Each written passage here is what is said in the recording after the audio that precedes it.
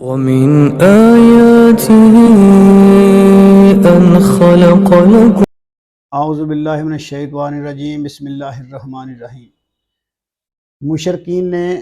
مشرکین مکہ نے بڑی بڑی عجیب رسمیں بنا لی تھی جن کی کوئی دلیل یا سند نہیں تھی۔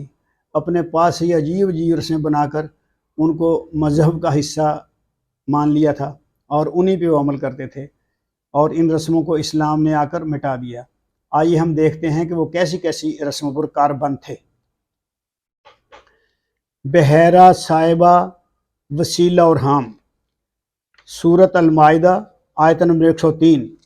اس کا ترجمہ ہے، نہیں قرار دیا اللہ نے کوئی بحیرہ، صائبہ، وسیلہ اور نہ حام، لیکن وہ لوگ جو کافر ہیں بہتان باندھتے ہیں اللہ پر جھوٹا، اور ان میں سے اکثر عقل نہیں رکھتے۔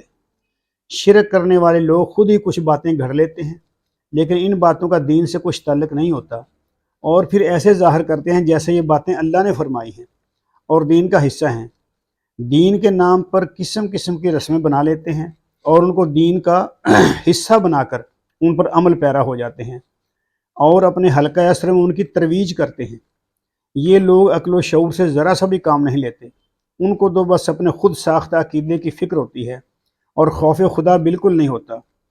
کفار نے بھی ایسے ہی جھوٹ گاڑ رکھے تھے اور دین حنیف کی شکل بگاڑ کر شرک کے راستے پر گامزن تھے۔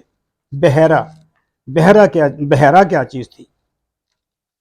جو اونٹنی 5 بچے جن لیتی اور آخری مرتبہ نر بچے کو جنم دیتی تو اس کے کان چیر کر اس کو آزاد چھوڑ دیا جاتا، تاکہ کوئی اس پر سواری نہ کرے، نہ اس کا دودھ پیے، اس کو ذبح کیا جائے، نہ اس کی اون اتاری جائے، جہاں چاہے چرتی پھرے اور جہاں چاہے پانی پیے۔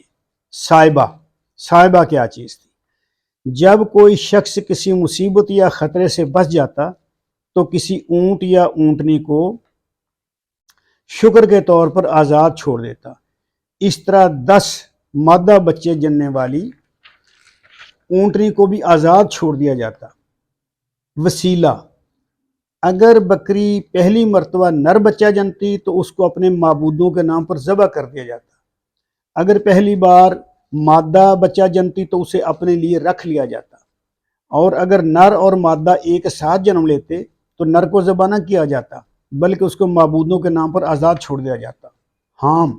حام کیا چیز ہے؟ جب کسی اونٹ کا پوتا جوان ہو جاتا اور سواری کے قابل ہو جاتا تو دادا اونٹ کو آزاد چھوڑ دیا جاتا، اور اگر کسی اونٹ کے نطفے سے 10 بچے پیدا ہو چکتے تو اس کو بھی آزاد چھوڑ دیا جاتا۔ اللہ کریم فرماتے ہیں کہ یہ لوگ اللہ پر جھوٹا بہتان باندھتے ہیں، اور ان سے اکثر لوگ عقل سے کام نہیں لیتے، کیونکہ یہ چیزیں اللہ نے نہیں فرمائی ہیں، یہ چیزیں انہوں نے خود ہی بنا لی ہیں۔